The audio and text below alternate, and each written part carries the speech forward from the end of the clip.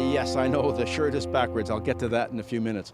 Now, every year for the past 3 years, the Automobile Journalists Association of Canada has run something called the EcoRun.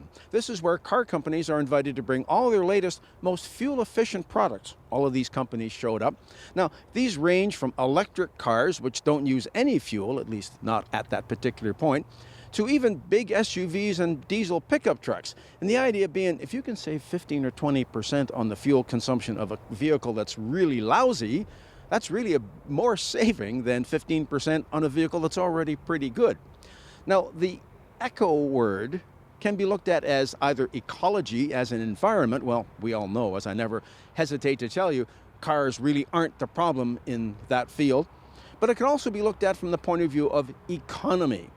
And the idea was we were trying to see how much better fuel consumption you can get in any vehicle. Guess what? Every single one of these vehicles at some point during the test did achieve the Transport Canada fuel economy rating. So yes, it is possible to do.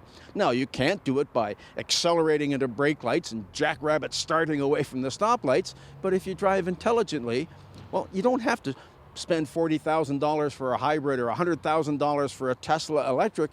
You could be driving a 75 Buick Deuce and a quarter with a 400 cubic inch V8 and still get 20% fuel economy improvements over what you're getting right now. Now, in each of these vehicles, there was literally a little black box. It was a computer connected to the engine management computer, and it measured every driver input, every brake application, every transmission shift, every throttle application. And the idea wasn't to necessarily measure just how much fuel you used, but how well was each driver driving each individual vehicle. You could have got a 60% score on a Mitsubishi electric, but you could also get a 100% score on a diesel-powered Ram pickup truck. Now, all these numbers were accumulated over all of the drivers in this event, but only one of them was entitled to wear the coveted green jersey. This went to the driver that over all the fleet got the best performance out of each vehicle that he or she drove. And yes, I'm a little bit proud of that. It also might explain why I'm not such a great race driver.